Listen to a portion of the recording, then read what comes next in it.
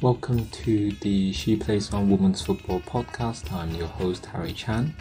This episode is specifically designed to be more relevant to our current political climate. As I have said last week, the Swedish Women's national team received backlash for kneeling before their kickoff, and so today I thought it would be appropriate to take a deeper dive into the topic of protesting within sports, and in particular women's football, which I think is in such a unique position.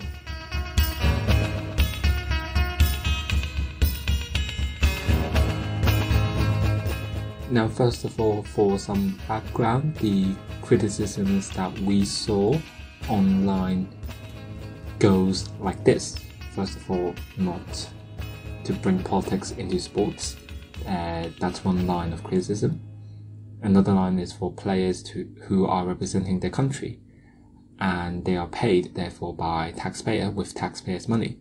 So they should just, quote, do their jobs. And also players who don't understand the true implications of the Black Lives Matter movement. And of course, you would see comments related to Marxism and radical socialist agendas, and etc. and etc.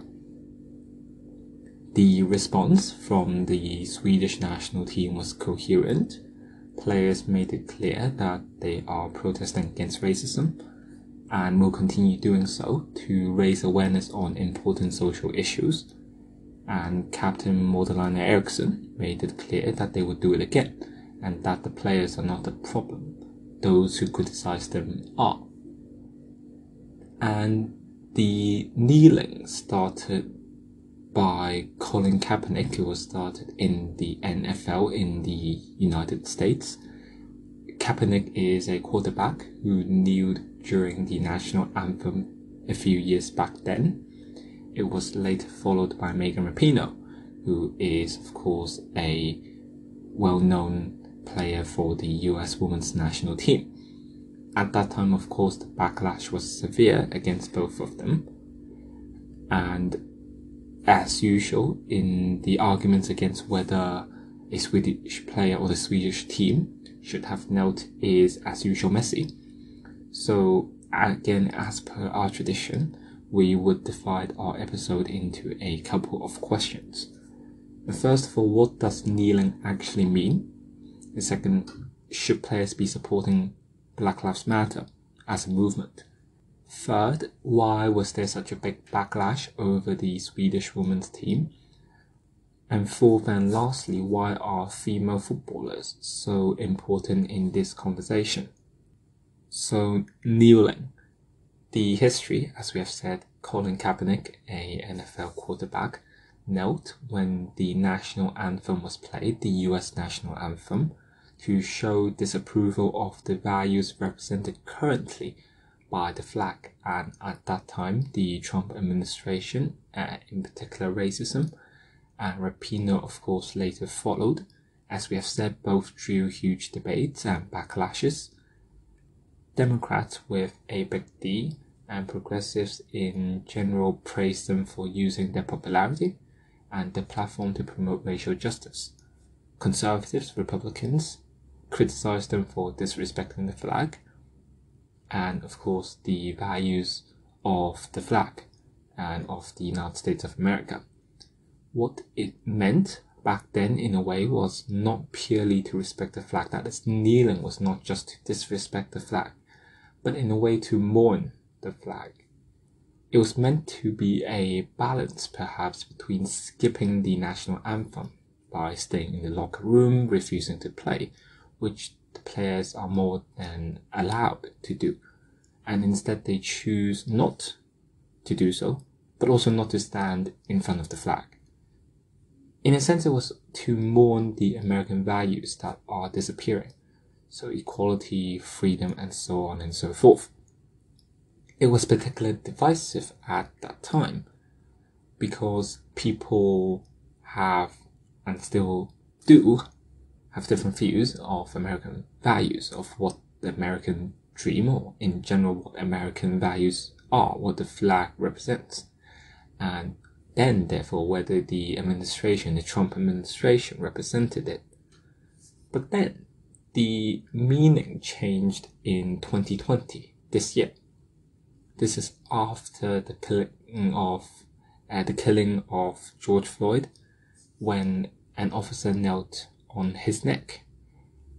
And then kneeling took a new meaning. First of all, it is not just done when the anthem is played. Now, this is still done in the US, in some sports games, but players also kneel before the game, regardless of whether the anthem is played. The second of all, kneeling is now not just to mourn the death of certain values, but to call out racism in a very symbolic way, that is representing how the said officer knelt on Floyd's neck. So the conclusion here perhaps for kneeling is that athletes now kneel before the game as a form of silent protest against racism. Some raise an arm with a fist, some of you may have seen that, to symbolize the demand for justice. So the reason for kneeling back in 2016 when Colin Kaepernick and then Megan Rapinoe did it in the USA only was quite different from what kneeling meant now. And perhaps for some, it's not that easy to see. But we think this is why we need to clarify and make it clear to especially those who disagree with kneeling what it actually means in the first place. But now that the background is clear, we move on then to talk about whether Black Lives Matter as a movement, whether players should support it. Because most people who criticize the Swedish players had one overarching argument, that kneeling in support of Black Lives Matter is wrong or bad. And of course we explored their reasoning later. But as we have said, kneeling was never a symbol of Black Lives Matter, not a symbol of the particular political movement. The players kneeled to demand an end to racism, where Black Lives Matter, on the other hand, is a diverse political movement that is founded to end racism. The difference sounds small, but it is significant. The players are focusing on raising awareness to the problem, racism. The Black Lives Matter movement focuses on the solution or the solutions. As said, kneeling conveys different messages, but in general it is seen as a form of protest against racism instead of a symbol of the Black Lives Matter movement, it being a political movement. In any event, it is clear from the statements made by players like Eriksson that they knelt to call out racism. However, we don't blame fans, for associating kneeling with the Black Lives Matter movement. In many ways, it is easier to understand, especially with politicians throwing out empty words and accusations. Now, first of all, saying Black Lives Matter and the Black Lives Matter movement is different. Black Lives Matter movement is a political movement, whereas Black Lives Matter is a call against racism. Black Lives Matter as a political movement, then, is also a diverse political movement. It is founded with the aim, of course, to end racism. But then there are different factions that support different solutions to end racism, from changing the system, rebuilding the system. For example, people talking about abolishing, reforming the police, to full-blown wealth redistribution. These are all, in a way, part of the Black Lives Matter movement spectrum. We don't aim to explore all these options. This is not a political podcast, but all we want to show is the inherent diversity of the Black Lives Matter movement. Now, given that some critics would say that the players should not support the Black Lives Matter movement by kneeling, we don't want to sidestep this by saying that the players were simply protesting against racism, especially when the difference between protesting racism and supporting the Black Lives Matter movement seems so small. So for the sake of argument, we think, let's say that the players knelt in support of the Black Lives Matter movement, which some players ultimately would. They could choose to do so or choose not to do so. Again, for the sake of clarity, no Swedish player, at least at this time, made it clear that they are kneeling to support the Black Lives Matter movement. They are kneeling in general to call out racism. But anyway, criticism mainly goes like this. We have mentioned it a bit earlier, that the Black Lives Matter movement is an anarchist movement, that they promote Marxism, that they are radical socialist. First, players never expressed support for these ideologies. Again, Black Lives Matter movement is diverse, much like any political party. So you have traditional conservatives and what we call neo-conservatives. Most ideologies or politics system operate on a spectrum instead of clear categories. But second, these jargons, Marxism, socialist, whatever, are mostly empty and only serve as a rhetorical device. They serve as rhetorics for politicians. Most people in Western countries in particular have not really seen how an anarchy, for example, operates, or how a Marxist society operates.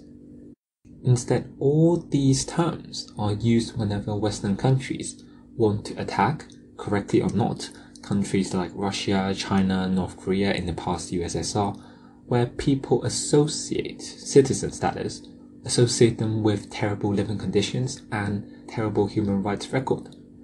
Most politicians then misuse, in a way, these political jargons that are empty to create fear that, our country will become like Russia and China. They don't say it, but what they're trying to do is to say, look at these countries, or even look at how USSR did with socialism, with Marxism, and instilling fear, in a way, to the people.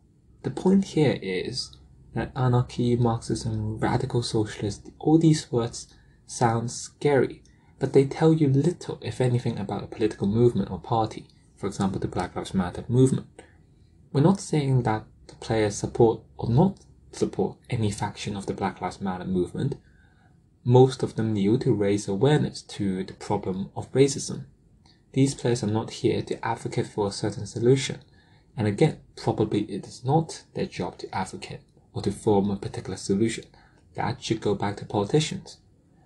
But then even if they do, even if they're embracing certain solutions, throwing in empty political jargons on Instagram, on Facebook comments isn't exactly meaningful. And we think that's more dismissive than anything. And last but not least, on this point, to address perhaps something that has been overly addressed in this argument, that is, players saying Black Lives Matter or kneeling in support or to call out racism.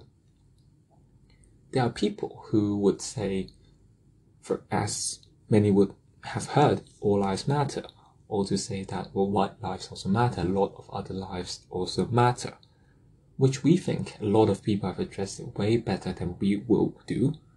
But in any event, we think it is necessary to mention it, that for anyone to say so is to simply disregard, first of all, what is happening in society. But second of all, it is to show that they do not know how to focus on particular problems. Because as we might have said in other episodes, that inequality is an umbrella term, that sexism, racism, and other types of stereotypes, that other types of racism or other types of discrimination, all these are part of the inequality umbrella.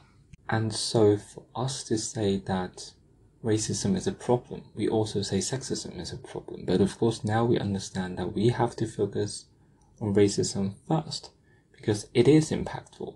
And more importantly, to say that all lives or other lives also matter is not in any way wrong. But to use that against Black Lives Matter, to use that against the Black Lives Matter movement, does not logically make any sense. Because to say that something else also matters does not make your agenda or other people's agenda matter more or less. In a way, to say that, for example, white lives also matter is in no way wrong. But that doesn't mean Black lives doesn't matter. It only means that both of them matters. And then of course you can say that means all lives matter, but that isn't exactly the case. Because of the situation in society. Because of what is happening in front of us. So for anyone to say that there are the lives out there who you should also care about, I think we can all agree that that is true. But then at the moment, at least what the players want to is to raise awareness on racism. Perhaps in a few months' time they'll be raising awareness on other issues, like they always do. In previous months, they raised awareness on the NHS, on COVID-19, how to protect your families, and that is also very valid. So we think that to say there are other issues to care about isn't a rebuttal against the Black Lives Matter movement. It is only to say you have your agenda, but the players have their own agenda.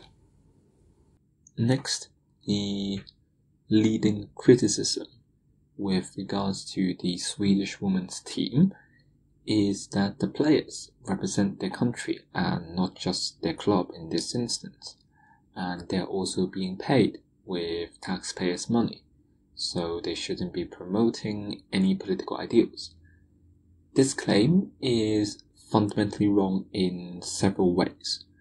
First of all, it is the idea that one loses what essentially is free speech when paid by the government.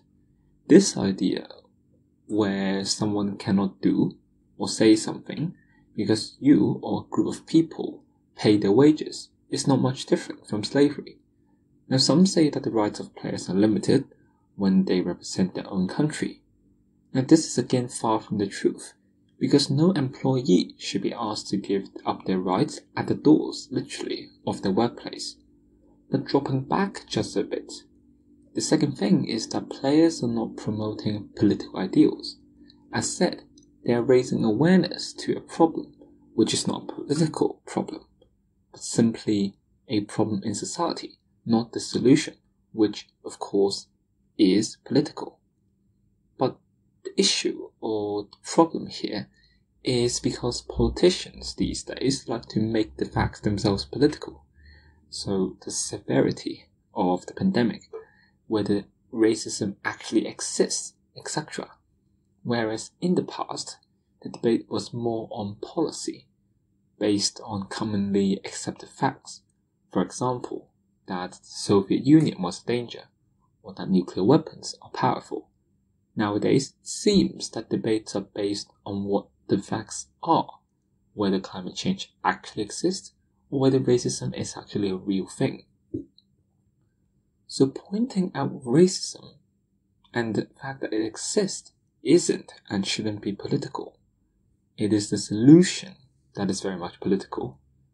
Of course, how much government should intervene, whether they should pass new laws, and etc.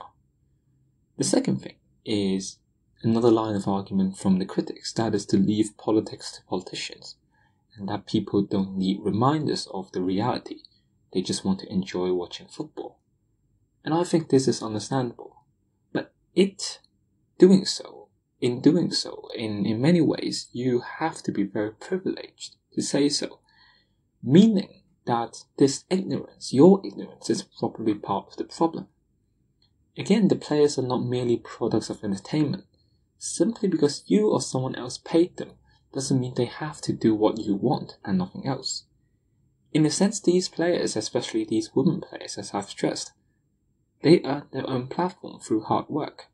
They can use it pretty much however they want. That is their free choice. And similarly, you have the right to not watch their games. That's also your free choice. But in a less extreme way, the players are not asking for that much, simply for awareness to the issue, and ultimately public pressure on the government to change. Again, they're not expressing support for a particular policy or a particular party. Lastly, the reason why this is especially important for female players or athletes in general is that in a way linked with the backlash to the Swedish national team, some critics implied that girls should hold on to the opportunity to play and focus on fighting for gender equality, to focus on these so-called critical issues within their sector, instead of intertwining themselves with politics. Again, as I've mentioned earlier, Racism is under an umbrella known as inequality. Just like sexism, it is part of the inequalities created. So it is logically flawed to promote gender equality and not racial equality. But more importantly, female players or athletes are in an amazing position to advocate. Their supporters are mostly people who, we think to a certain extent, believe in gender equality. And we think that these people do not agree that there should be discrimination in society, and that should be the common ground. And of course, these players, they also have first-hand experience in the struggle to get equality, and arguably still struggling to get full equality. So we think that for the players, which they're doing now, to stand against all forms of discrimination, it is very important for them to continue to do so. And in a way, these events reflect, if anything, how people treat gender or racial equality. It is something that they think is granted out of generosity, instead of given at birth, like other people, and like what should be the case. When girls got to play football, some viewed it as, or some said that it was women being granted, quote unquote, the right to play, when in reality they were deprived first of that right before it was restored, not granted. And therefore critics warn female players not to push too far, not to push too hard, to stay away from politics, to focus on sports only. And the implication behind is simple. What was granted can also be revoked. This is actually true, but in an opposite way. Those who ask players to stay away from politics, stop kneeling or protesting, they have privileges that perhaps they don't see. Privileges are, however, granted by people in power, and they can be revoked by leaders in the future. These privileges to use sports as a gateway to escape from politics, to question whether racism is a problem, or even if it exists, these privileges were gained at the expense of other groups. In women's football, girls; in racism, ethnic minorities. What we can see, though, through this event, through these outcries, is that when the critics start complaining about what Eriksson, the Swedish captain, and her teammates who knelt before the game, those people, those critics, probably expected backlash and repercussions against the team, against the players. The critics, many of whom are in a position of privilege, to ignore politics, to doubt the seriousness of racism, were perhaps unconsciously trying to make use of their privilege to overpower the women's team. But instead, they were met with firm statements from the captain, the Football Association, and many more supporters. Perhaps unconsciously, though, the team gave their critics a hard lesson about privileges. What is granted can also be revoked. The team hasn't gained anything, if we really have to frame it as such. I'd say they reclaimed their rights and freedoms, maybe at the expense of some privileges from people who deny the existence of such privileges anyways.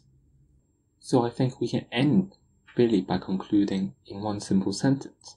That is, rights and freedoms are not granted, they are given.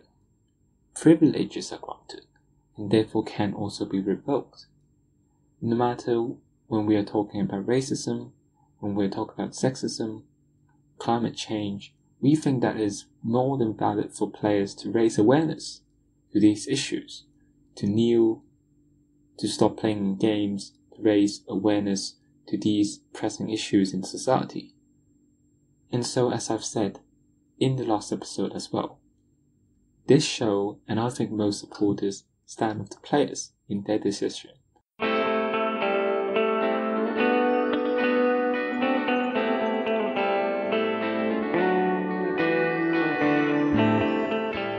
That's it for our show this week. If you liked the podcast, remember to rate, subscribe, and share it with your friends and family.